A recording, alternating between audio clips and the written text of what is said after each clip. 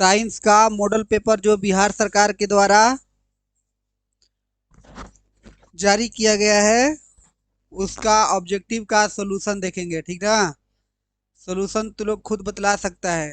हम ऐसे प्रश्न यहाँ पर दिखाई देगा और उसका आंसर बतलाना। ठीक है। और इतना देखो, हकीकत बोल रहे हैं कि अधिकतर प्रश्न वो कर देगा। तो लोग अपने से भी कॉपी पर लिख सकता है कि हमने 80 में से कितने प्रश्नों को किया। ठीक है। लिखते रहना अपना ईमानदारी पूर्वक, और अंत में बतलाना कि तुमने कितना किया, क्योंकि बिना प्रैक्टिस के रिजल्ट अच्छा आने वाला नहीं है। तुम कितना भी कुछ पढ़ लो, लेकिन विदाउट प्रैक्टिस नहीं आएगा। इसीलिए प्रैक्टिस बहुत जरूरी है। ठीक है। तो प्रैक्टिस करते हैं हम लोग। अभी ये मॉडल पेपर करा लेते हैं, उसके बाद अगर कल मैथ हो गया, आज साइंस हो गया, अब फिर 5 गो ऐसा मॉडल पेपर हम तुम लोग को कराएंगे अपने से, जो बनाकर या फिर किसी बुक से जो होता है उसका मॉडल पेपर कराएंगे। जितना प्रैक्टिस, ये 3 महीना में केवल प्रैक्टिस ही तुम्हारा तुमको मतलब कि निखारेगा। विदाउट प्रैक्टिस 3 महीना नहीं तो 2 ही महीना मानो ना जी, दिसंबर और जनवरी है ना, ये 2 महीना तुम लोग को केवल प्रैक्टिस ही निखारेगा। नॉलेज अब अधिक लेने की कोई जरूरत नहीं है, केवल प्रैक्टिस कर लो। ठीक है। तो बिना प्रैक्टिस के कुछ नहीं होने वाला। हाँ देखो, हम ससराम जाने वाले थे लेकिन भुला गए। चलो जाने दो। कल जाएंगे ससराम। फिर ससराम जाने का मतलब क्लास इधर छोड़ना पड़ेगा, और हम नहीं चाहते कि क्लास छूटे। तो ये तू किस लड़की से मंगाई है? कुछ कोई लड़की दी है यहाँ पर, तो उसी से मंगा लो। तो सब बच्चों से मंगा, सब बच्चों को मंगा दो। ठीक है, हम जाएंगे तो लेकर आ जाएंगे, इसमें छोड़ो। तो चलो शुरू करते हैं। इसमें तुम लोग का प्रश्न कितना रहेगा? तो ऑब्जेक्टिव प्रश्न रहेगा 80 प्रश्न रहेगा। कितना रहेगा? 80 प्रश्न ऑब्जेक्टिव रहेगा। ठीक है। और सब्जेक्टिव जो होगा, सब्जेक्टिव में लघु उत्तरीय जो प्रश्न होगा 2-2 नंबर का, वह 24 गो होगा। और 6 गो दीर्घ उत्तरीय होगा, जिसमें से 3 गो तुम्हें बनाना होगा। ठीक है। टोटल प्रश्नों की संख्या जो होगा 110 होगा। बाकी वही सब है, परीक्षार्थी के लिए निर्देश वही है सब, जैसे हम तुम लोग को मैथ में बतलाए हैं, तो उन सब में फॉलो करना है। ठीक है।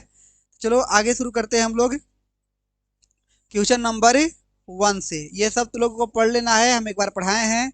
ठीक है। वाला बॉल बंद कर दोगे तो और अच्छा रहेगा। हाँ, अब नहीं चमक रहा है। चलो, वस्तुनिष्ठ प्रश्न यहाँ से है। क्या? नहीं, बोल सकते हो अपने में, कोई दिक्कत नहीं है। अपने कॉपी में तुम लोग खुद से लिखो कि हमने ये सही मारा तुम्हारा, बस बोल सकते हो। हम पहले पूछेंगे। यहाँ पर प्रश्न क्या है तुम लोग का? प्रश्न है, गोलीय दर्पण के परावर्तक पृष्ठ की वृत्ताकार सीमा रेखा का व्यास क्या कहलाता है? क्या कहलाता है गोलीय दर्पण का द्वारक? हकीकत में ये अब क्या पूछ रहा है, समझने की कोशिश करो।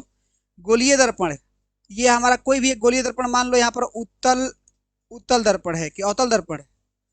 ये क्या है? अवतल दर्पण है। ठीक है।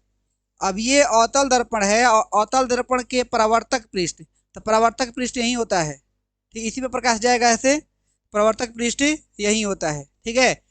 वृत्ताकार सीमा रेखा का व्यास, तो यही व्यास कहलाएगा। इसको हम क्या कहते हैं? तो गोलीय दर्पण का द्वारा कहते हैं। मुख्य फोकस किसे कहते हैं? तो गोलीय दर्पण में क्या होता है, जब आती है और परावर्तन के बाद जिस बिंदु पर कटती है या कटती हुई प्रतीत होती है, उस बिंदु को ही हम कहते हैं मुख्य फोकस। प्रधान अक्ष तो लोगों को पता है, वो करता है त्रिज्या। ठीक है। आगे बात करें। अगला क्वेश्चन है, निम्न में से किस दर्पण की फोकस दूरी धनात्मक होती है? बताओ किसकी? उत्तल दर्पण की फोकस दूरी धनात्मक होती है। फोकस दूरी धनात्मक, तो उतले तो बोल रहे हैं ना। अवतल आंसर कैसे होगा? है, उतले तो हम बोल रहे हैं ना। देखो यहाँ पर कैसे हम धनात्मक ऋणात्मक का कॉन्सेप्ट तुम लोग भुला गया का? हम तुम लोग को बतलाए थे, ये वाला है और ये तुम्हारा क्या है? ये बीच वाला बिंदु क्या है? ध्रुव, जिसको हम पोल कहते हैं। पोल से इधर वाला जो होगा वह ऋणात्मक होगा। ठीक है। और इधर वाला जो होगा धनात्मक के होगा। तो उत्तल दर्पण में इधर बनता है, उत्तल दर्पण में, ये अवतल दर्पण है, ठीक है। तो अवतल दर्पण में इधर क्या बनता है, फोकस दूरी या फिर जो भी है, तो इधर वाला हो जाएगा ऋणात्मक। इसलिए अवतल दर्पण की जो फोकस दूरी होती है वो ऋणात्मक की, और उत्तल दर्पण की फोकस दूरी होती है धनात्मक। बात समझ में आया तो लोग को? आगे देखें, अगला क्वेश्चन है तो लोग का, किस वर्ण रंग का तरंगदैर्घ्य सबसे बड़ा होता है? मतलब सबसे अधिक किसका होता है, मतलब लाल का होता है, सबसे कम, सबसे कम बैगनी, और सबसे अधिक, और सबसे विचलन सबसे अधिक किसका होता है?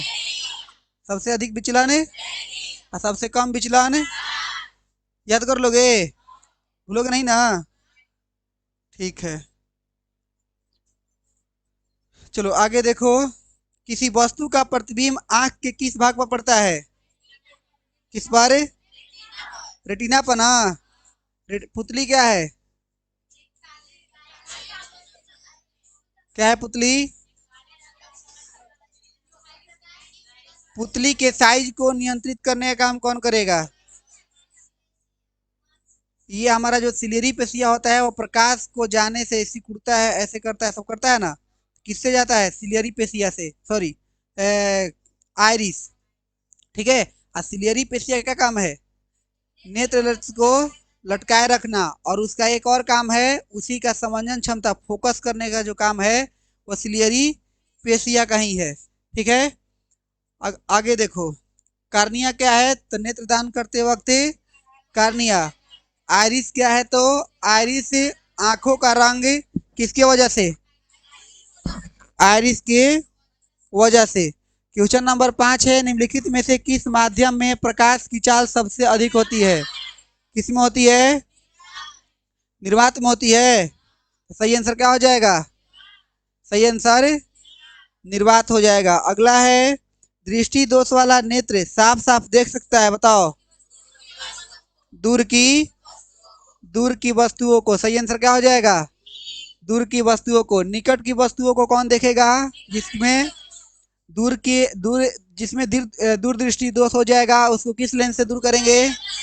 उत्तल लेंस। निकट दृष्टि दोष हो जाएगा तो अवतल लेंस, ठीक है। याद कर लोगे ना? ये सब याद करते रहो और प्रैक्टिस करते रहो जितना बार। देखो, जब भी कहीं ऐसे पढ़ो, मान लो कि दूरदृष्टि पढ़ रहे हो, तो दूरदृष्टि से तुमको जो जो पॉइंट है उसको एक बार रिवाइज कर लो। ऐसे बहुत बार होता है कि आंसर याद होता है, क्वेश्चन नहीं। ऐसा भी होता है कि कभी कभी क्वेश्चन तो याद है लेकिन आंसर नहीं। तो जब ऐसा कभी माइंड में आए तो उसको उलाट कर फिर देख लो, जो भी नोट्स बनाए हो, या फिर तुम उसको कहीं से ढूंढने की कोशिश करो, या फिर डाउट लिख कर लाओ, मुझसे पूछ लो, या फिर व्हाट्सअप कर दो, किसी तरह तुम उसको डाउट को रखो मत, पूछिए लो, ठीक है। अब बात करते हैं, क्या एक अभिसारी किरण पुंज समतल दर्पण पर आपतित होती है? परिवर्तित किरण पुंज क्या होगा? देखो यहाँ पर समझने की कोशिश करो। एक अभिसारी, अभिसारी किरण पुंज पहले किसे कहते हैं ये जानो, ठीक है। क्या? जब प्रकाश की किरणों को एक बिंदु पर ऐसे को कहते हैं, तो अभिसारी समतल दर्पण पर पड़ गया, ठीक है। तो आपतित होती है तो परिवर्तित, जब वह किरण पुंज परिवर्तित होगी तो क्या हो जाएगी? समानांतर हो जाएगी। क्या हो जाएगी? समानांतर हो जाएगी, सही है। आगे क्वेश्चन देखते हैं। 7 नंबर हो गया। 8 नंबर, यदि एक प्रिज्म से एक वर्णी किरण गुजरे तो इसका क्या नहीं होगा? देखो, एक वर्णी, एक वर्णी मतलब कि जिसमें केवल एक ही वर्ण हो। वर्ण मतलब कि रंग, वर्ण मतलब रंग, ठीक है। एक ही रंग हो। हम जानते हैं कि सूर्य का प्रकाश 7 रंगों के मेल से बना होता है।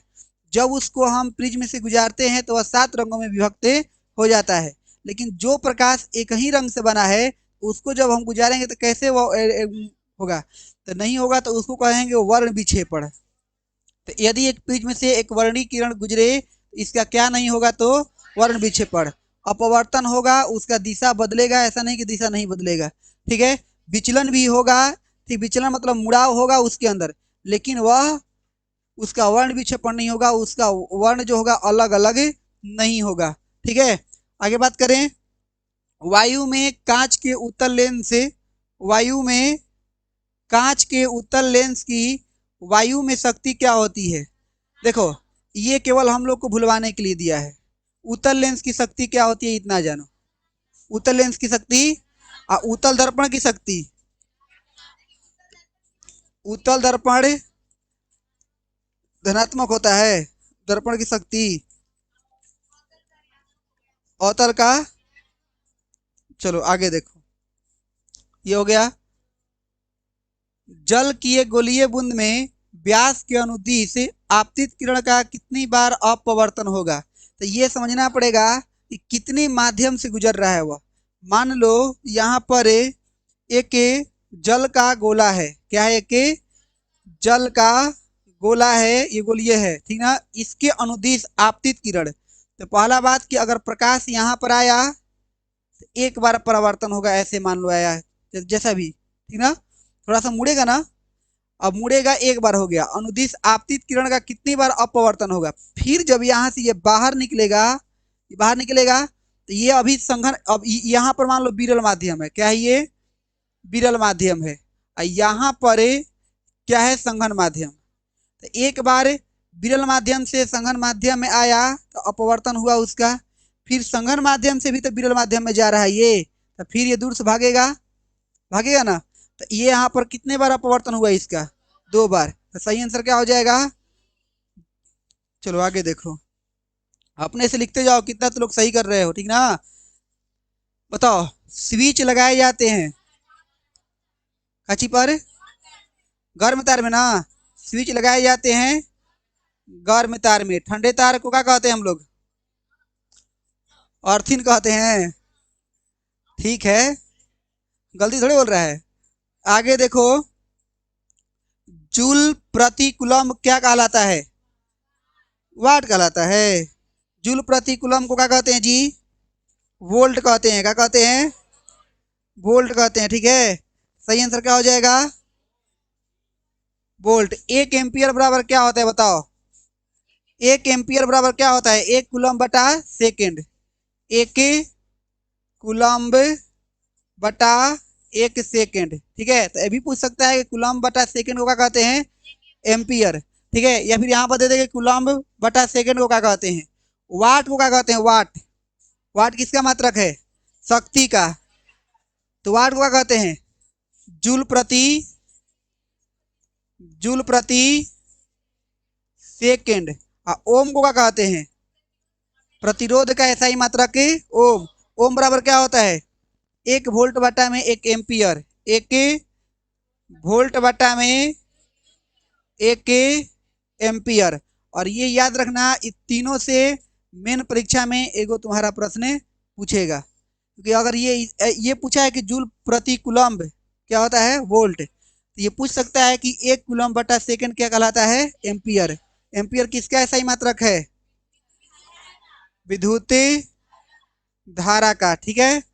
वाट किसका ऐसा ही मात्रक है? वाट किसका ऐसा ही मात्रक है? शक्ति का। ओम प्रतिरोध का। याद कर लोगे। आगे देखो, चुंबकीय क्षेत्र का ऐसा ही मात्रक क्या होता है? वेबर। चुंबकीय क्षेत्र का। चुंबकीय फ्लक्स का ऐसा ही मात्रक क्या होता है? हाँ, चुंबकीय क्षेत्र का जो ऐसा ही मात्रक होता है टेस्ला। जो लोग भी अपना वेबर बोला है वो बीए नंबर लिखेगा, वो गलती करेगा ही नहीं कि सुनकर सही मार देना। इतना मत करना तुम लोग, ऐसे करोगे तो अपने आप को धोखा दे रहे हो, ठीक ना। अगर जो लोग मान लो कि मारा था वेबर, वो वेबर ही समझेगा, ठीक है, कि हमने गलती मारा, इसको एक्सेप्ट करना है कि हमने गलती किया है। अब ऐसा नहीं कि कोई बतला दिया कि चलो ये तो हम आंसर हम ही बतला दे रहे हैं, तो सोचोगे कि नहीं सही कर लो, एक बार और बढ़ा लो। ऐसा नहीं करना है, ठीक है। तो सही आंसर क्या हो जाएगा? टेस्ला। वेबर किसका मात्रक होता है? चुंबकीय फ्लक्स का वेबर होता है, ठीक है। आगे बात करें, विद्युत घंटी विद्युत धारा के किस प्रभाव पर कार्य करता है? बैक बुड़बक। विद्युत धारा के किस पर काम करता है वह? चुंबकीय प्रभाव पर। किस पर? चुंबकीय प्रभाव पर। विद्युत धारा के चुंबकीय प्रभाव पर। आंसर क्या हो जाएगा तुम लोग का? विद्युत धारा के चुंबकीय प्रभाव पर। अगर ये पूछा है कि अभी पूछा है कि विद्युत घंटी विद्युत धारा के किस प्रभाव पर कार्य करता है, तो चुंबकीय प्रभाव पर। लेकिन हम कह रहे हैं कि बताओ ऊष्मीय प्रभाव पर कौन कौन सी युक्ति काम करता है। मोटर मारेंगे तब राख से पलट जाएगी। मोटर कैसे काम करेगा भाई ऊष्मीय प्रभाव पर? हीटर काम करेगा, आयरन काम करेगा, उजरका बॉल काम करेगा, उजरका बॉल नहीं ललका बॉल काम करेगा। ठीक है, ये सब ऊष्मा देगा। जो ऊष्मा जिसको हम लोग लाइन दे तो वो ऊष्मा देना शुरू कर दे, प्रकाश देना शुरू कर दे, उसको कहेंगे हम लोग क्या, विद्युत धारा के ऊष्मीय प्रभाव। ठीक है, तो यहाँ पर इस पर कौन कौन काम करता है, तो बल्ब, हीटर, आयरन को हम विद्युत विद्युत स्त्री कहते हैं ना, सिंपली भाषा में आयरन बोल देते हैं विद्युत स्त्री, विद्युत स्त्री कहते हैं। ये है रासायनिक प्रभाव। विद्युत धारा के रासायनिक प्रभाव पे कौन कौन काम करेगा? देखो, रासायनिक प्रभाव पर मोटर वगैरह काम नहीं करता है। रासायनिक प्रभाव में क्या होता है कि विलयन का रंग वगैरह बदल जाता है। ठीक है, विद्युत लेपन की जो क्रिया किया जाता है ना, वह विद्युत रासायनिक प्रभाव के माध्यम से, विद्युत रासायनिक प्रभाव के माध्यम से होता है।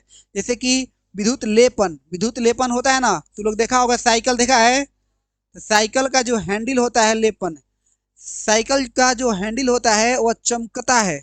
देखे हो, रिंग चमकता है। अगर कहीं खरोंच आ जाता है या फिर कुछ हो जाता है तो वह चमकला बंद या फिर कुछ रूखा टाइप के दिखाई देता है अंदर से। तो उस पर हम लोग हकीकत में विद्युत लेपन करते हैं। विद्युत रासायनिक प्रभाव का उपयोग हम वहां पर भी करते हैं, जैसे कि सोना का पानी चढ़ा देना। ठीक है, नहीं कहते हैं कि ये गिल्टी जो लड़की लोग यूज करती है जी कभी कभी, रोल गोल्ड रोल गोल्ड बोलता है तो लोग, और पता नहीं क्या क्या गोल्ड बोलता है जो गांव देहात में बेचने आता है, लगता है कि एकदम सोना की तरह ही है। उसमें हकीकत में सोना का पानी चढ़ा रहता है। सोना का पानी नहीं, इसी माध्यम से होता है। उसको कहते हैं आदमी साधारण भाषा में कि सोना के पानी चढ़ गुल बटे का, सोना के पानी। नहीं नहीं नहीं, सोना धोकर नहीं, वह प्रक्रिया रासायनिक प्रक्रिया के माध्यम से होता है। विद्युत रासायनिक प्रभाव कैसे काम करता है, इस पर हम जो 8 क्लास में जब पढ़ा रहे थे तो हमने वहां पे एक प्रयोग भी किया है और उस प्रयोग को हमने डाला भी है। कैसे उसमें कौन कौन से प्रभाव दिखाई दे रहे हैं वो भी बतलाया जाएगा। उसका इलेक्ट्रोड क्या है, उसका एनोड किसको कहते हैं, कैथोड किसको कहते हैं, कैसे विद्युत लेपन कैसे मतलब कि एक जगह से निकल कर दूसरे जगह पर विस्थापित हो जाता है। इसी में कभी ना कभी प्रश्न जरूर आएगा या फिर कभी आएगा कि अगर विद्युत रासायनिक प्रभाव में वहां पर एनोड से कौन सा गैस निकलता है, कैथोड से कौन सा गैस निकलता है। ठीक है, ये भी बातें पूछेगा, तो आओ उस वीडियो को जाकर देख लेना। शॉर्ट वीडियो है ना, बतलाया नहीं है, लेकिन उसके बारे में कभी कर देंगे। उस प्रयोग को करने में 4 दिन लग गया था। एक दिन बैटरी लावसन, तो एक दिन तांबा के तार लावसन, एक दिन कांटी लावसन, एक दिन गिलास लावसन। तो लोग लाया कहाँ, वो लोग तो इतना एक्टिव था कि बच्चा लेकर आ गया। निशांत के घर पे गुलाब का फूल है तो सोचा कि सब लोग को क्या कहें, छोड़ो नहीं कहेंगे देखो इधर देखो, हाँ यहाँ पर देखो, जो बोले हो ना कि विद्युत मोटर, विद्युत जो जनरेटर वगैरह जो काम करने की बात कहे हो, तो ये चुंबकीय प्रभाव, सॉरी, हाँ चुंबकीय प्रभाव का फेराडे का नियम वही ना था, चुंबकीय प्रभाव। ठीक है, तो उस पे काम करता है, विद्युत धारा के चुंबकीय प्रभाव पर ये सब काम करता है। हीटर वगैरह जो तो लोग पढ़ाए हैं, सॉरी हीटर नहीं, जनित्र वगैरह पढ़ाया है ना, वह सब। अब बताओ डायनेमो क्या करता है, विद्युत ऊर्जा को बदलता है कि यांत्रिक ऊर्जा को बदलता है? तो क्या कहेंगे इसका आंसर, यांत्रिक ऊर्जा को विद्युत ऊर्जा में बदलता है। ठीक है, आगे क्वेश्चन देखो, इसका सब्जेक्टिव भी लेकर आएंगे, तो लोग का जो भी इसका सब्जेक्टिव क्वेश्चन है ना वो भी लेकर आएंगे। आगे देखो, अपवर्तनांक का रंग किस पर निर्भर करता है? अच्छा, अपवर्तनांक का रंग जो है वो किस पर निर्भर करेगा, अपने सोचो। अपवर्तनांक का रंग किस पर निर्भर करता है? अपवर्तन पे करेगा? नहीं, तुम ये जानते हो कि जिसका विचलन अधिक होगा उसका अपवर्तनांक अधिक होगा, जिसका तरंग दैर्घ्य कम होगा उसका अपवर्तनांक कम होगा, जिसका तरंग दैर्घ्य अधिक होगा उसका अपवर्तनांक ज्यादा होगा। तरंग दैर्घ्य होता है लाल का, लाल का होता है ना, तो लाल का होगा तो लाल का क्या हो जाएगा, अपवर्तनांक ज्यादा हो जाएगा। मतलब निर्भर जो करता है करने का काम है, यहाँ पर आंसर जो करेंगे हम लोग वह प्रकाश का वर्ण विक्षेपण, सही आंसर। अपवर्तनांक का रंग निर्भर करता है प्रकाश का वर्ण विक्षेपण। ठीक है, आगे बात करते हैं। एक मोटर कार के पक्षदर्शी दर्पण में बना प्रतिबिंब कैसा होता है? पक्षदर्शी मतलब ये जो होता है ना साइड मिरर जिसको हम लोग कहते हैं, उसी साइड में, यहाँ पर अंग्रेजी में देखोगे तो साइड मिरर लिखा होगा, साइड में नहीं, रियर व्यू मिरर लिखा है। ठीक है, तो यहाँ पर भी क्या कहेंगे, मोटर कार के पक्षदर्शी दर्पण में बना प्रतिबिंब जो होता है कैसा होता है? वस्तु से छोटा होता है। ठीक है, वस्तु से छोटा होता है। अब बताओ कि कैसा होगा, उल्टा होगा कि सीधा होगा? वस्तु से उत्तल दर्पण का उत्तल दर्पण में बना प्रतिबिंब क्या होता है? हमेशा सीधा कि केवल सीधा? अवतल दर्पण में सीधा और दोनों होता रहा है। ठीक है, आगे बात करें। अगला क्वेश्चन है, एक विद्युत सेल से धारा प्राप्त करने पर इसके सिरों के बीच का विभवांतर का मान क्या हो जाएगा? इसके सिरों के बीच का विभवांतर का मान क्या हो जाएगा? आंसर है तो लोग का विद्युत वाहक बल से अधिक, विद्युत वाहक बल से दुगुना और विद्युत वाहक बल से कम। एक विद्युत सेल से धारा प्राप्त करने पर इसके सिरों के बीच का विभवांतर का मान विद्युत वाहक बल से कम हो जाएगा। ठीक है, आगे देखो। एक अवतल दर्पण के ध्रुव, एक अवतल दर्पण के ध्रुव एवं फोकस के ठीक मध्य स्थित बीम के लिए आवर्धन क्या होगा? तो एक बोला है अवतल दर्पण, तो हमने बनाया अवतल दर्पण। अवतल दर्पण के ध्रुव हो गया ये बिंदु कहेंगे ना अवतल दर्पण का ध्रुव, ये हो गया अवतल दर्पण का ध्रुव। यहाँ से ये हो गया प्रधान अक्ष, ये हो गया मान लो फोकस। क्या हो गया? फोकस के ठीक मध्य हमने यहाँ पर रख दिया है बिंब को। ठीक है, तो अब बताओ, अब यहाँ पर तुमको ये समझना होगा कि फोकस और ध्रुव के बीच जब किसी वस्तु को रखते हैं तो उसका प्रतिबिंब कहाँ बनता है? दर्पण के पीछे और काल्पनिक बनता है। तो मतलब ये ऐसे जाएगा, यहाँ से प्रकाश की बात करेंगे तो। ठीक है, ये लॉट ऐसे, सॉरी क्या नहीं हो रहा जी, इरेजर कौन काम करेगा इरेजर में? हे प्रभु, देखो यहाँ पर क्या होगा, यहाँ पर ऐसे जाएगा ना, ये लौट आएगा, तो ये हकीकत में ऐसे होगा। ठीक है, इसका प्रतिबिंब जो बनेगा वो मान लो इधर बना, किधर? इधर काल्पनिक बनेगा। इस वस्तु से तो बड़ा बनेगा ही, बहुत बड़ा बनेगा। ठीक है, अगर ये दोगुना बनेगा, क्या बनेगा? दोगुना। अगर ये एक होगा तो हयला दो होगा, तो ये आवर्धन होगा, तो आवर्धन का मान क्या हो जाएगा? हम जानते हैं कि H2 बटा में H1, H1 का मान हो गया 1, H2 क्या हो जाएगा? 2। सही आंसर क्या हो जाएगा तो लोग का? 2। ठीक है, समझ में आया तो लोग को? आगे देखो 20 नंबर। 20 नंबर, जीवाश्म ईंधन के जलने से किनके ऑक्साइड उत्पन्न होते हैं? जीवाश्म ईंधन में कार्बन होता है तो कार्बन डाइऑक्साइड छूटता है, कार्बन के ऑक्साइड, क्या चीज?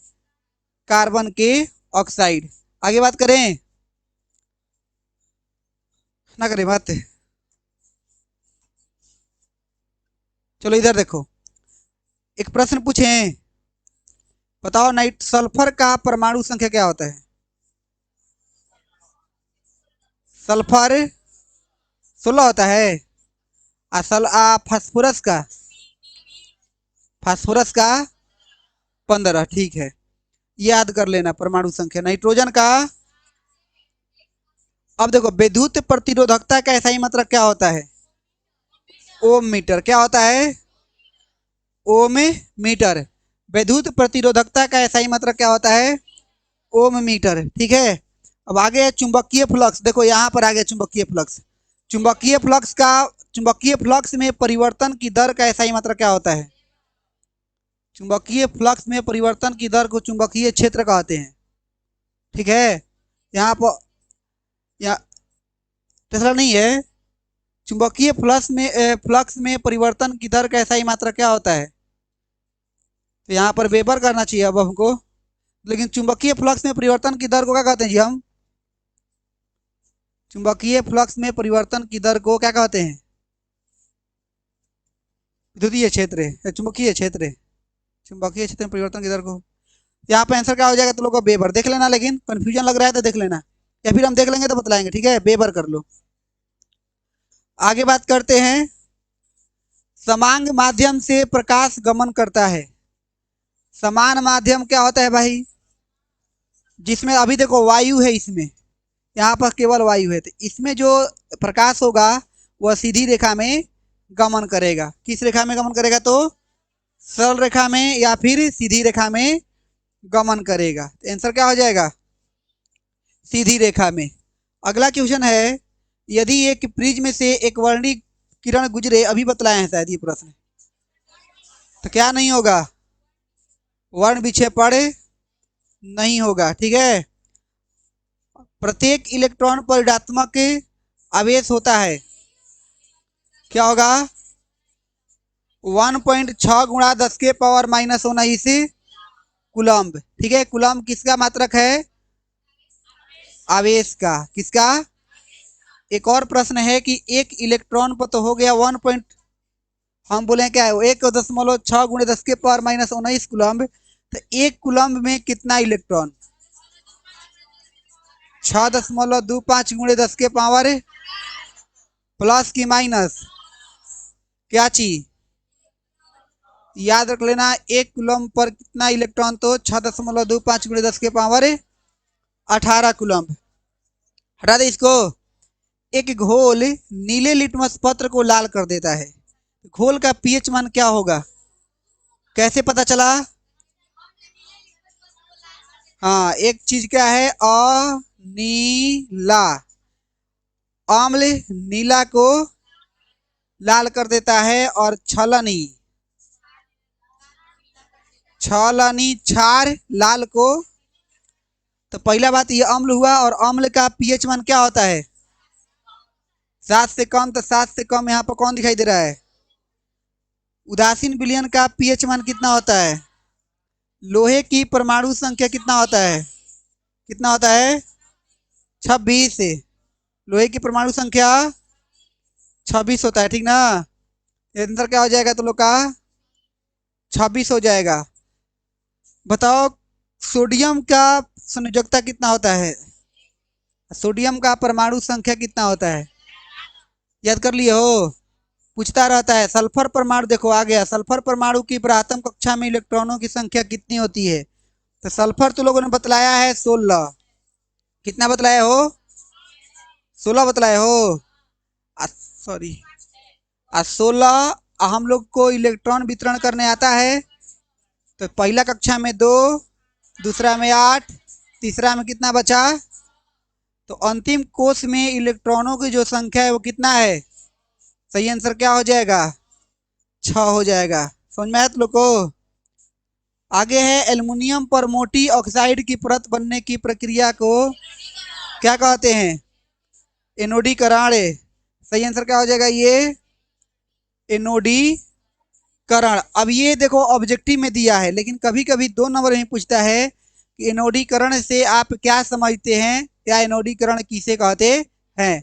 तो तुम यही बात लिख दोगे कि एल्युमिनियम पर मोटी ऑक्साइड की परत बनाने की प्रक्रिया को एनोडीकरण कहते हैं।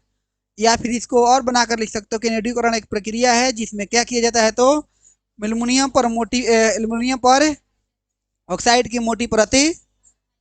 चलो आगे देखो, कौन सा कार्बन यौगिक सबसे अधिक क्रियाशील होगा? कैसे पता चला? देखो, हम तो लोग को बतलाए थे कि जो एल्कीन समूह है या जो असंतृप्त हाइड्रोकार्बन है वह क्या होता है? अधिक क्रियाशील होता है। संतृप्त के तुलना में असंतृप्त अधिक क्या होता है? क्रियाशील होता है। और संतृप्त में भी 2 गो होता है, एगो होता है एल्कीन और एगो होता है एल्काइन। एल्काइन वाला अधिक क्रियाशील होगा। तो यहाँ पर एल्काइन का फॉर्मूला होता है, सामान्य सूत्र होता है CnH2n-2। उस पर ये फॉलो कर रहा है C2H4, ठीक है? अब कौन लड़का इसका IUPAC नाम बताएगा? क्या नाम है इसका? एथाइन। क्या नाम है? एथाइन। सही है, एथाइन, ठीक है। चलो आगे देखते हैं।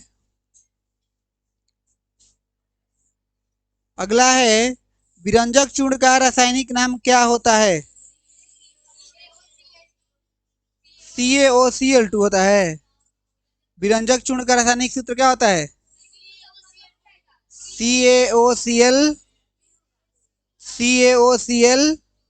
होता है, ठीक है।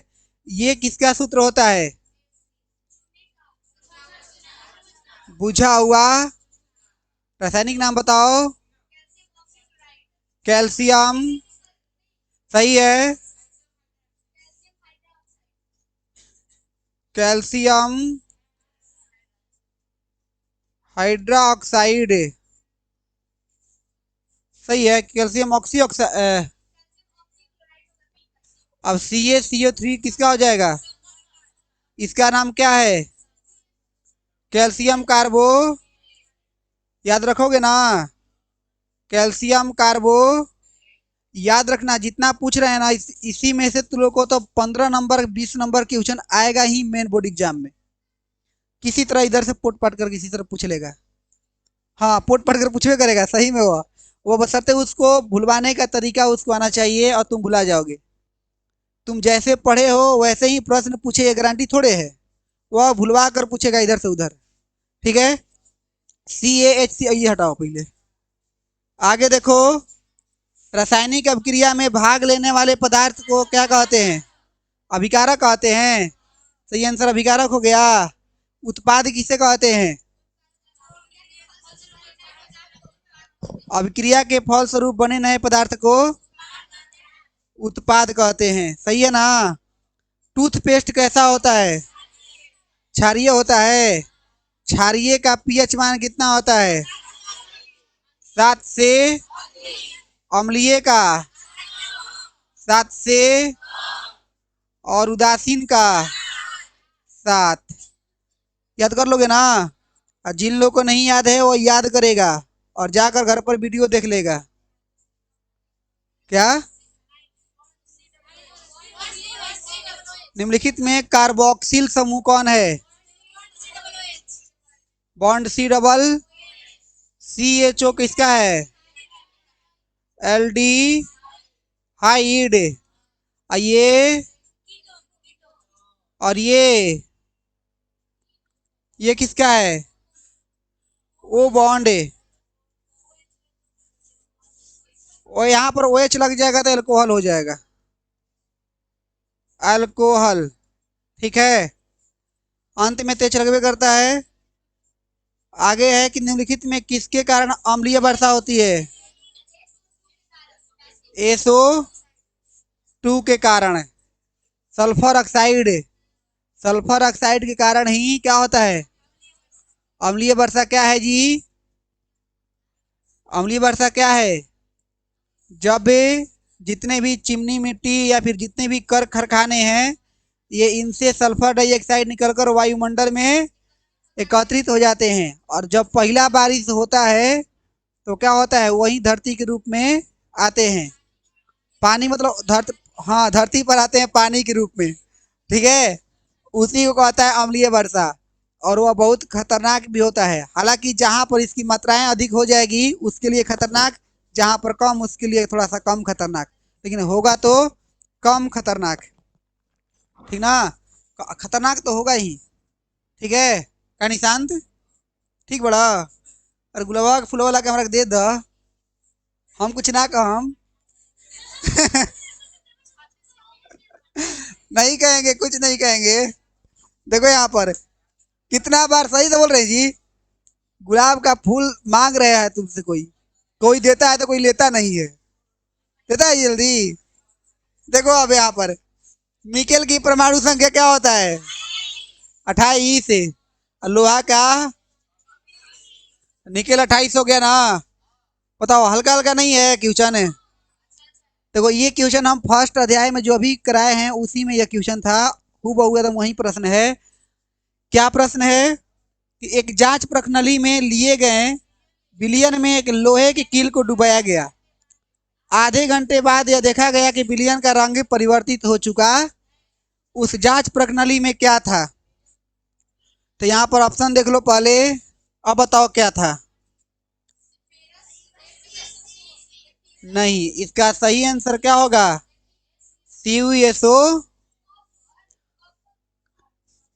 CuSO4 copper sulphate. ठीक है, अब इसका रीजन हम तुम लोग को कहियो करके दिखाएंगे।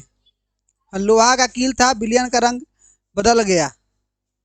तो बिलियन में क्या था ये पूछ रहा है। बिलियन बना नहीं, उसको नहीं पूछ रहा है, बिलियन में क्या था ये पूछ रहा है। अब आगे देखते हैं। एथेनॉल। एथेनॉल के सांद्र H2SO4 के साथ गर्म करने पर निम्नलिखित में से कौन सी गैस बनती है? कौन सी गैस बनती है? तो याद रखना तू लोग, C2। कौन सा फॉर्मूला, कौन सा ये समूह है, किस समूह का यह है? बोलो। दो दूनी की चार, चार में से दो घट गई, क्या हो जाएगा? एल्काइन। ठीक है, याद कर लोगे ना।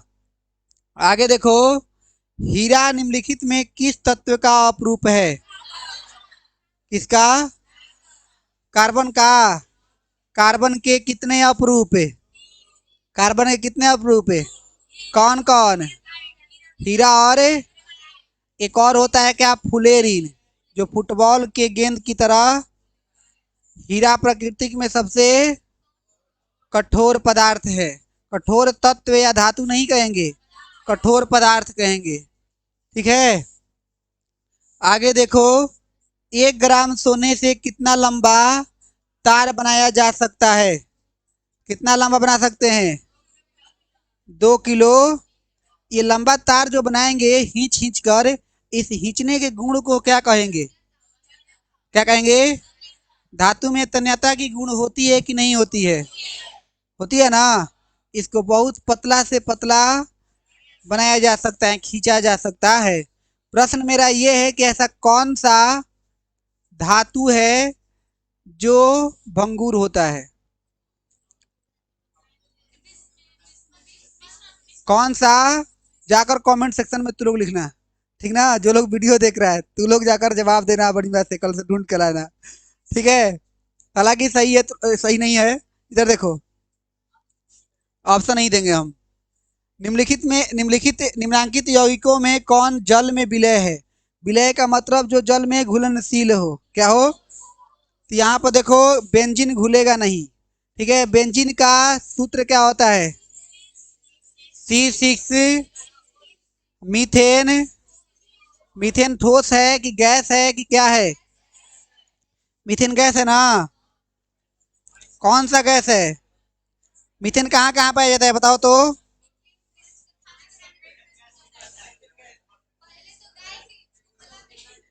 हाँ, गाय के गोबर।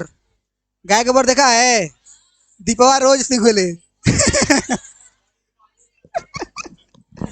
नहीं सकती है जी। दीपा हो गई, रेखा हो गई, रोज गोबर पाथ सुंगत रह ओकरा के ओकरा के सुंगत रह खाली। मिल जाएगा तो मीथेन उधर। देखो इधर, तो क्या होगा? ग्लूकोज ना। ग्लूकोज का सूत्र क्या होता है? O6। अच्छा ये बताओ, चीनी का सूत्र क्या होता है? C12। O11। ये क्या होता है? चीनी। चीनी कहे तो कार्बन डाइऑक्साइड, ये हकीकत में घबरा गया है, CO। और कार्बन मोनोऑक्साइड, CO। बोलो। गुड़ के? जाके अपना मम्मी से पूछिए गुड़ के क्या हुई। देखो इधर, देखो हम लोग रसायन में क्या होता है, गुड़ एक ही क्या है, आदमी देहात का आदमी बोलता है ना कि गुड़ अच्छे से गुड़ खाने से कोई घटा नहीं होगा, लेकिन चीनी खाने से घटा होगा। तो चीनी बनाने में न जाने कितने केमिकल का यूज किया जाता है, गुड़ बनाने में कोई केमिकल यूज नहीं। अगर जो लोग गुड़ बनते नहीं देखा है तो गायत्रिया दिखा देगी, एकरा घरे गुड़ पेराला। अरे अभी नहीं, अथू वाला दिन में बड़का बड़का कढ़ाई रहेगा और लकड़ी काट के लाएंगे लगा देंगे। उसको पहले बैल से पेराता था, अब तो ट्रैक्टर से पेरते हैं हम लोग। बैल से पेराता है तो लोग देखा है जी। आना तो संतोष घरे चल जाना, संतोष घरे नहीं देखे नहीं, अच्छा कोई ले नहीं तो उसके घर जाते थे ना हम पहले, तो हम खाते थे। और अगर जो भाई था अगर भाई गुड़ को बना लवे ना तो मार मार के मंगाई जा, तो लइबे कि ना लइबे तू। बड़ा अच्छा लगता था सही में, ओरिजिनल। अब तो कहीं पता नहीं, गुड़ में तो आधवा तो इकड़ी रहता है, ये खाली दारू चुआवे वाला महंगा कर दिया है गुड़। हाँ देखो अब इधर देखो, आगे देखो। हाँ 42 नंबर देखो। अब टाइम ज्यादा जियान हो जाएगा, देखो टाइम, बातें करोगे टाइम बर्बाद हो जाएगा, 3 बज जाएगा। देख लो, निम्नांकित में कौन अमलगम है? अमलगम किसको कहते हैं? जिसमें टीन हो और पारा हो, ठीक है। तो ऐसे मिश्र धातु को हम कहते हैं अमलगम। तो इसमें से तुम ढूंढो किसमें टीन है या पारा है, बोलो। एन की है अला, पीबी और एस एन।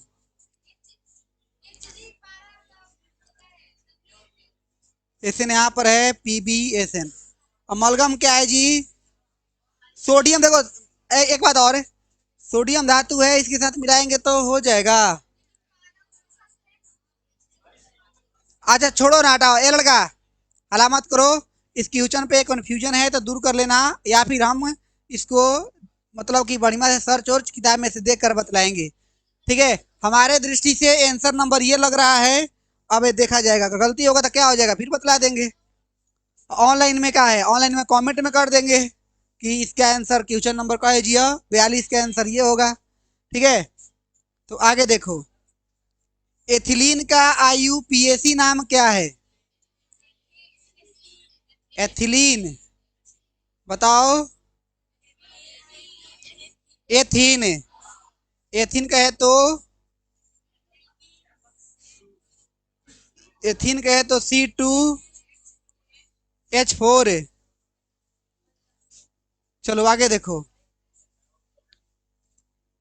ब्यूटेनॉन का अणु सूत्र C4H8O है, इसका क्रियाशील मूलक क्या है? कीटोनिक नहीं है, इसका क्रियाशील मूलक जो है ना एल्डिहाइडिक है। आगे बात करते हैं। हाँ, एल्काइन में 2 कार्बन परमाणुओं के बीच कितने सहसंयोजक बंधन बने होते हैं? तो 2 की 3, 3 कितना? देखो यहाँ पर एल्कीन जो होता है, एल्कीन में डबल बॉन्ड बनता है, ठीक ना। एल्काइन में ट्रिपल बॉन्ड बनता है, और एल्केन में एकल बॉन्ड बनता है। समझ में आया तो लोग को? एकल बॉन्ड को सिग्मा बॉन्ड कहते हैं, डबल बॉन्ड को पाई बॉन्ड कहते हैं, ट्रिपल को नहीं पता है हमको, ठीक है। यहाँ पर देखो, सीने बार किस धातु का अयस्क है? सीने बार Hg का सही आंसर है, ठीक है। कौन बतलाएगा? लोहा का एक अयस्क, एक अयस्क हेमाटाइट, ठीक है। आगे देखो, सल्फाइड अयस्क का सांद्रण निम्नांकित में किस विधि द्वारा होता है?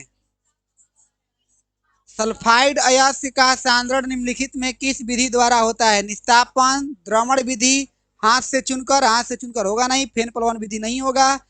2 विधियां बतलाए थे तुम लोग को हम, एक भर्जन और एक निस्तापन। तो यहाँ पर सही आंसर क्या होगा? निस्तापन। सल्फाइड अयस्क को निस्तापन विधि से, और एक और कौन सा अयस्क होता है जिसको हम भर्जन विधि से करते हैं, ठीक है। अगर केमिस्ट्री के 4 अध्याय निकाल कर थोड़ा देखना, भर्जन और निष्पादन में 3 अध्याय, भर्जन और निष्पादन में अंतर। चलो यहाँ पर देखो, यहाँ पर सुनो, जल के वैद्युत अपघटन में कैथोड पर कौन सी गैस, देखो आगे क्वेश्चन, जल का जब विद्युत अपघटन कराएंगे तो वहां पर क्या होगा, देखो बैटरी का जो धन आवेश होता है ना, उसके साथ जो चीज तुम जोड़ोगे उसको कहेंगे एनोड। ठीक है। एनोड पर छूटेगा क्या, हाइड्रोजन। क्या चीज, सॉरी, एनोड पर छूटेगा ऑक्सीजन और कैथोड पर छूटेगा हाइड्रोजन। मतलब प्लस वाले पर हाइड्रोजन, सॉरी प्लस वाले पर ऑक्सीजन और कैथोड माइनस वाले पर हाइड्रोजन। सही आंसर क्या हो जाएगा, ओजोन तो किसी भी तरीके से होगा नहीं, हाइड्रोजन ऑक्सीजन में बतलाना है तुम लोग को। सही आंसर क्या होगा, हाइड्रोजन। सही बोल रहे हैं ना हम। जल के विद्युत अपघटन में कैथोड पर कौन सी गैस मुक्त होती है, तो यहां पर क्या हो जाएगा, आगे देखो, निम्नांकित में कौन सा तत्व सबसे अधिक अधात्विक गुण वाला है। एक प्रश्न समझ लो, अगर सबसे अधात्विक गुण वाला अगर कोई तत्व है तो वह है फ्लोरीन। क्या है, फ्लोरीन। यहाँ पर फ्लोरीन ऑप्शन कोई नहीं है, तो हम कैसे पता करेंगे, देखो जो तत्व, धातु में हम बताते हैं पहले, जो धातु आसानी से अपना इलेक्ट्रॉन त्याग देता है वह उतना ही क्या होता है, मतलब कि धात्विक गुण वाला होता है। ठीक है। अरे नहीं कह रहे हैं बाबू, एक तप मारेंगे नहीं। देखो यहाँ पर जो धातु आसानी से इलेक्ट्रॉन को त्याग देता है वह उतना ही धात्विक गुण वाला होता है। जैसे कि सोडियम, सोडियम अपने इलेक्ट्रॉन को त्याग जल्दी कर देता है। ठीक है। और जो अधातु इलेक्ट्रॉन को साधारणतः पूर्व मतलब एकदम आसानी से ग्रहण कर लेता है उसको हम कहें क्या, अधात्विक गुण वाला। यहाँ पर जो क्लोरीन है वो क्या है, अधात्विक गुण वाला सही आंसर है। ठीक है। आगे देखो, नीला थोथा या तूतिया का सूत्र क्या होता है, ये होगा, कौन कौन बोला, नीला थोथा का सूत्र, नीला थोथा का सूत्र होता है CuSO4। क्या होता है जी,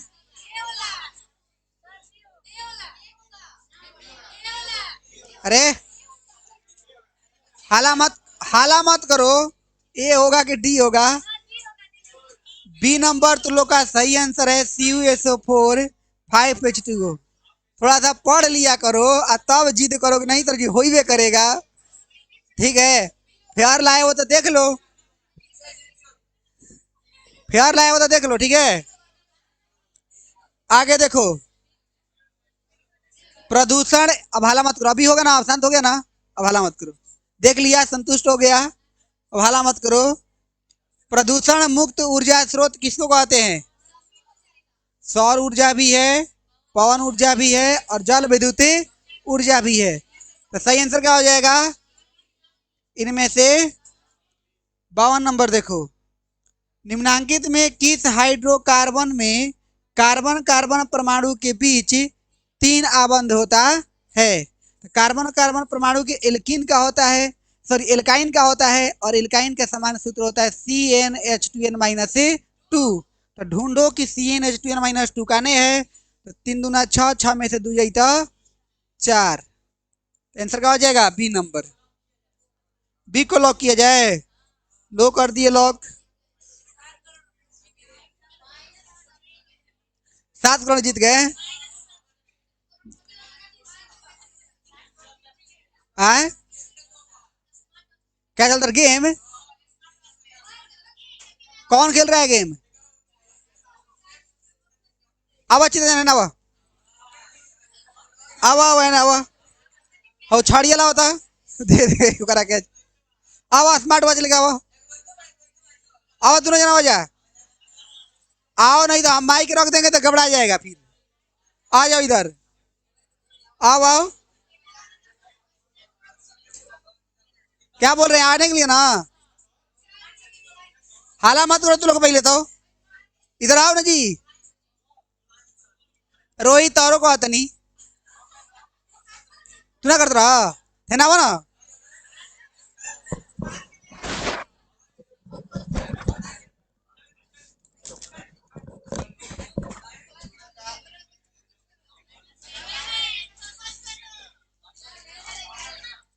आगे देखो इधर, यहाँ पर सही आंसर बताओ। चुपचाप राउंड से पीट देंगे अब। निम्नांकित में कौन सा यौगिक एरोमेटिक है? एरोमेटिक कौन सा है? अच्छा ये बताओ, प्रोपेन संतृप्त है कि असंतृप्त है? बताओ, प्रोपेन संतृप्त है कि असंतृप्त? संतृप्त ना। हाइड्रोकार्बन कितने टाइप के? हाइड्रोकार्बन कौन कौन? चलो आगे देखो तब। ये बताओ, उच्च वसीय अम्लों के सोडियम लवण को क्या कहते हैं? वसीय अम्ल रहेगा तो, ठीक है, वसीय अम्ल रहेगा तो क्या बोलेंगे? साबुन ना। आगे है क्या? लाइफ बॉय प्यार से मत करसन।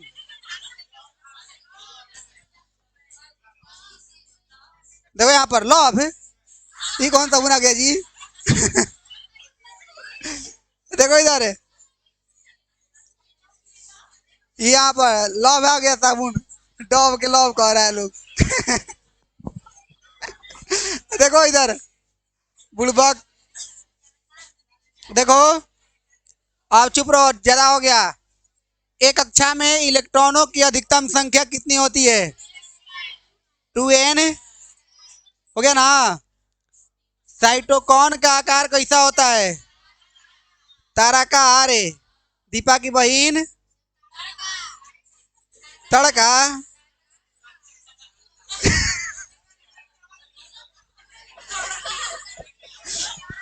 देखो यहाँ पर है। अरे लड़की, एकदम आप चुप रहो पहले। अब आगे देखो, निम्नांकित में कौन एक पादप हार्मोन नहीं है? देखो, एथिलीन भी, एथिलीन भी क्या है? पादप हार्मोन। एथिलीन भी पादप हार्मोन, ऑक्सीन भी पादप हार्मोन, साइटोकाइनिन भी। ऑक्सीटोसिन क्या है? पादप हार्मोन नहीं है, यह जंतु हार्मोन है। ठीक है, आगे बात करते हैं। यूरिया रक्त में कहां से प्रवेश करता है? यकृत। आगे देखो, निम्नलिखित में कौन किसी पारिस्थितिकी तंत्र का एक जैव घटक हो सकता है? जैव घटक किसको कहते हैं? अपघटित करने का काम करता है ना। तो जैव घटक कौन है? कवक। क्या हो जाएगा? कवक देखे हो? चलो हो गया। आगे है, नर युग्मक तथा मादा युग्मक के संयोजन से क्या बनता है? जाइगोट। क्या बनता है? आज बनने की क्रिया को क्या कहते हैं? निषेचन। पादप अपशिष्ट संचित रहते हैं कहां पर?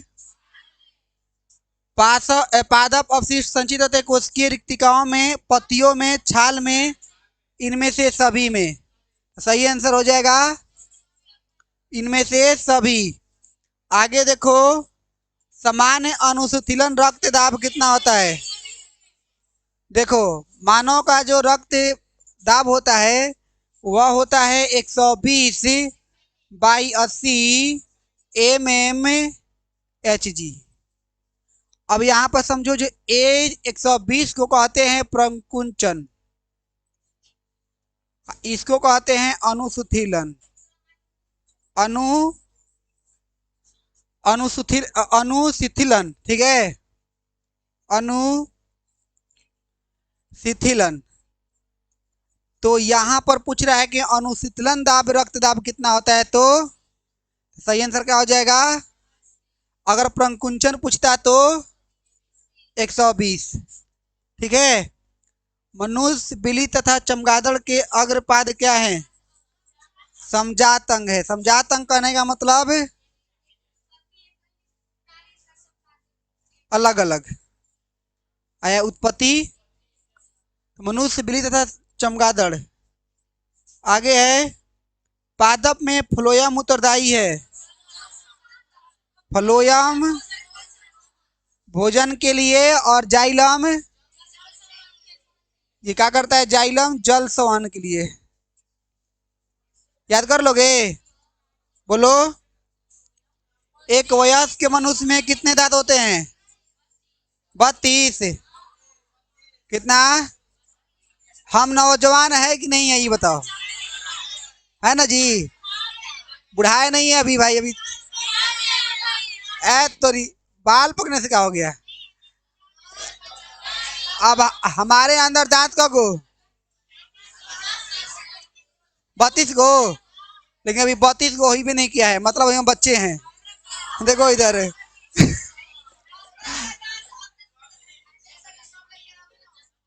हाँ का तू हमारे अड़ा देखा है ने कह रहा सब लड़के हमारे लड़ाता ने, यही चक्कर में तो बिया ना होने देगा मेरा कह रहा है कि सब लड़के बा। अरे गांव में जाते हैं ना, एगो लड़की ऐसे ही बेवजह कहती है पापा पापा कहने लगती है, सारा उसको मिठाई खिलाते हैं तब नहीं कहती है, गजब बेचती है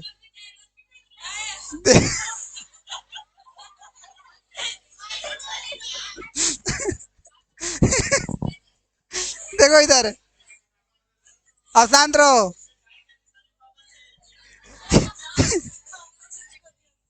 एंड्रोजन क्या है बताओ? अरे बोलो, छोड़ो हो गया। आप एंड्रोजन क्या है? मादा लिंग हार्मोन है एंड्रोजन। एस्ट्रोजन क्या है? एंड्रोजन नर लिंग हार्मोन है। ये हार्मोनों का समूह है जिसका मुख्य हार्मोन टेस्टोस्टेरोन होता है। याद रखोगे ना? टेस्टोस्टेरोन कहाँ बनता है? नर के किस भाग अंग में? वृषण। याद रखोगे ना? आगे है न्यूरॉन का वह हिस्सा जहां जानकारी हासिल की जाती है क्या कहलाती है? तंत्रिकाक्ष कहलाती है। क्या कहलाती है? अगला क्वेश्चन है, आनुवंशिकता का सिद्धांत किसने प्रस्तावित किया था? Gregor John. किसने किया था? ग्रेगर जॉन मेंडल ने। प्रकाश संश्लेषण की प्रकाश अभिक्रिया निर्भर करती है, बताओ? जल पर, सूर्य की रोशनी पर, क्लोरोफिल पर, इनमें से सभी पर? सही आंसर क्या होगा? इनमें से सभी पर। गुर्दे में उत्पादित मूत्र मूत्राशय में जाता है मूत्र मार्ग से या मूत्र वाहिनी से? मूत्र वाहिनी से ना। मूत्र मार्ग क्या होता है कि वह तो निकालने का केवल एक रास्ता है, ठीक है? वह मूत्राशय में जाएगा कौन? मूत्राशय में कौन ले जाने काम करेगा? मूत्र वाहिनी काम करेगा, ठीक है? क्या हो गया? कहाँ हंस रही है? अरे तो लोग किसी की बात को लेकर हंसता रहता है बेवजह। देखो अब सुनो, अब पिटना शुरू कर देंगे हम। यहाँ पर देखो, रक्त क्या है? रक्त एक तरल संयोजी। सही आंसर। आगे बात करते हैं, खत्म होने वाला है अब। अरे लड़की, फूल में नर प्रजनन अंग क्या है? क्या है? देखो, नर प्रजनन अंग पुंकेसर। ये तीनों भाग क्या है? स्त्री केसर का है, ठीक ना? आगे बात करते हैं, द ओरिजिन ऑफ स्पीसीज किनके द्वारा लिखा गया था? चार्ल्स डार्विन के द्वारा। लेमार्क का सिद्धांत तुमको लोग पता है? लेमार्क का सिद्धांत क्या कहता है? उत्परिवर्तनवाद का सिद्धांत। याद है तो लोग को? तो लोग को हम पढ़ाए थे उत्परिवर्तनवाद का सिद्धांत या लेमार्कवाद। ये लेमार्कवाद ने कहे वही कहे दिए थे उत्परिवर्तनवाद का सिद्धांत। आगे देखो, मानव आहार नाल का सबसे लंबा भाग छोटी आंत। सही आंसर क्या हो जाएगा? सी नंबर, छोटी आंत। आगे देखो, निम्न में से कौन मादा जनन तंत्र का भाग नहीं है? कौन सा? शुक्रवाहिका। शुक्रवाहिका किसमें पाया जाता है? ये क्या काम करता है? शुक्राणुओं को ले जाने का काम करेगा, ठीक ना? इसी को कहते हैं शुक्रवाहिका। शुक्रवाहिका शुक्राणु को ले जाएगा। अंडाशय को जो ले जाएगा उसको कहेंगे क्या? अंडवाहिनी या डिंब वाहिनी या फिर फ्लूपियन ट्यूब। देखो अब साथ कौन बतिया रहा है उधर? केवल आंसर का जवाब दो, बतियाओ मत अपने में, मतलब मार देना तार के नया नया घड़ी पहनने पड़ा फूट जाई। देखो यहाँ पर किस जीव में हीमोग्लोबिन नहीं होता है? मक्खी में। सही आंसर मक्खी हो गया। आगे बताओ, मनुष्य में श्वेत रक्त कोशिकाओं का जीवन अवधि कितनी होती है? 12 से, अलग अलग बुक में अलग अलग लिखता रहता है, ठीक ना? कहीं 13 से 20 देगा, कहीं 12 से 20, कहीं 11 से 10 से 20 से देगा। इसे हटा दें। आगे बात करते हैं प्रसिद्ध पुस्तक की द माइक्रोग्राफिया, किनके लिखा कौन है? डार्विन।